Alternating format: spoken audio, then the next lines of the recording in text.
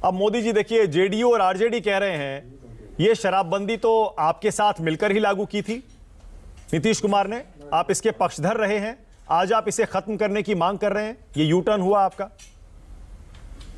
नहीं, कौन कर रहा खत्म करने की बात, कौन ले रहा है? हम तो पूरी तरह से शराबबंदी के पक्ष में हैं। भारतीय जनता पार्टी पहले भी शराबबंदी के मुद्दे पर नीतीश जी के साथ खड़ी थी, आज भी खड़ी है।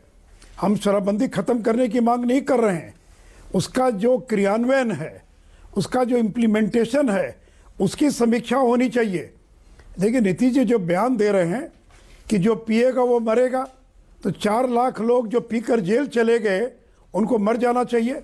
कहते हैं कि शराब पीने वाले महापापी हैं, महा अयोग्य लोग हैं, और कोई सच्चा हिंदुस्तानी शराब नहीं पी सकता है। ये कौन सी भाषा है? ये नीतीश कुमार की भाषा है। जब तक हमारे साथ थे मैंने इस तरह की भाषा कभी नहीं सुनी उनकी। तो नीतीश जी आप कह रहे हैं कि जो लोग मर गए उनसे मेरी कोई संवेदना नहीं है।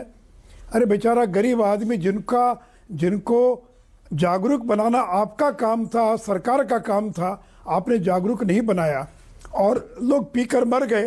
और उनके परिवार वालों का क्या दोष है? सारे गरीब लोग हैं, उनके बच्चों का क्या होगा, उस विधवा का क्या होगा? आप कह रहे कि मेरी कोई सहानुभूति नहीं है। और देखिए हम आज भी उनके साथ, इसलिए जनता दलों के जो लोग ये प्रचार कर रहे हैं कि बीजेपी शराबबंदी को ख़त्म करने की बात कर रही है, मैं फिर दोहराता हूँ, बीजेपी 100% शराबबंदी के पक्ष में है। हमने ह्यूमन चेन में शामिल हुए हम लोग, और जब विधानसभा में हम विपक्ष में थे तब भी हम लोगों ने साथ दिया था, आज भी हम साथ हैं। लेकिन अगर 4 लाख लोग जेल चले जाएं, दलित आदिवासी जेल चले जाएं, और आपके जीतन राम मांझी तो आपके सहयोगी हैं, वो उनका बयान क्या है, माले के लोगों का बयान क्या है, डॉक्टर संजीव कुमार का बयान क्या है, जो आपके पार्टी के लोग हैं।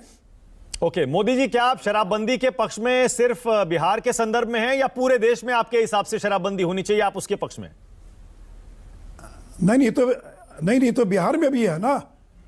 भी शराबबंदी जिस राज्य के लोग चाहेंगे वहां पर ना होगी शराबबंदी।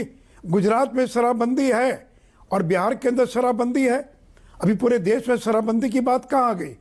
और ये तो नीतीश जी का निर्णय, तो हमने साथ दिया। तो इसलिए मैंने ये सवाल आपसे इसलिए किया, नीतीश जी आपका निर्णय था, हमने साथ दिया।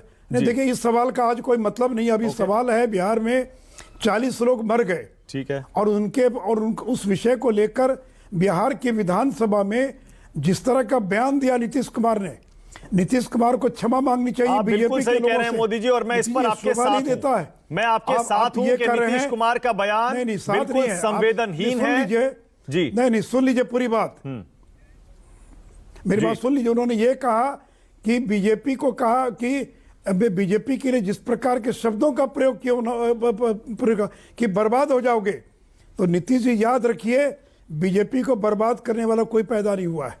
लेकिन आप कहीं 24 के पहले बर्बाद, यानी आपकी पार्टी कहीं लुप्त ना हो जाए, राजद में कहीं विलय ना हो जाए, इतिहास में खोजना पड़े कि जनता दल वाली पार्टी कहाँ चली गई, तो बर्बाद हम नहीं होंगे, बर्बाद आपकी पार्टी हो सकती है। नीतीश मोदी जी कि बर्बाद हो जाओगे।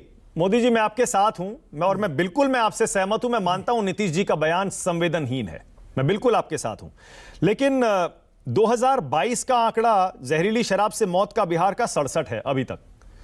पिछले साल 90 लोग बिहार में मरे थे, तब तो आप भी सरकार में थे नीतीश कुमार के साथ। यानी कि उन 90 मौतों की जिम्मेदारी आपको और नीतीश जी को मिलकर लेनी चाहिए फिर तो। निश्चित रूप से, तो काम लोग से भाग रहे हैं। एक बात समझ लीजिए कि बिहार में 90 और 60 नहीं, 1000 से ज्यादा लोग मरे हैं। बिहार के अंदर 1000 से ज्यादा लोग 6 वर्षों के अंदर जहरीली शराब से मर चुके हैं, और सैकड़ों मृतकों के मामले को दबा दिया गया।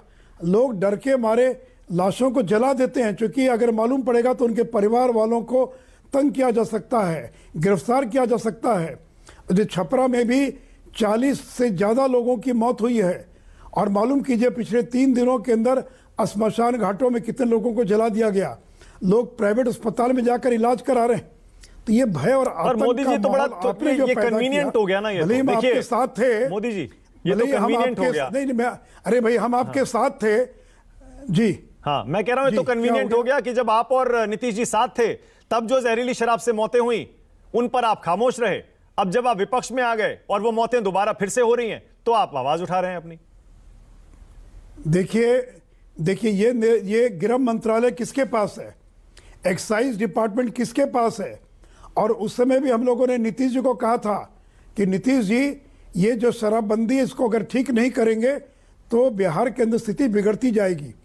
और इसलिए केवल 40 और 50 का आंकड़ा नहीं है, 6 वर्षों में 1000 से ज्यादा लोग जहरीली शराब पीने से मरे हैं। लेकिन सरकार मोदी कोई जी, भी हो, लेकिन हम मोदी जी, तो नीतीश जी बदलते रहे जी, लेकिन निर्णय तो उनका है ना। हाँ, लेकिन मोदी जी देखिए इसमें देखिए सिर्फ बिहार का मसला नहीं है। मुख्यमंत्री वो हैं, देखिए बात सुन लीजिए। हाँ। मुख्यमंत्री वो हैं जो विभाग है वो उनके पास विभाग है, पुलिस विभाग उनके पास है, एक्साइज डिपार्टमेंट उनके पास है।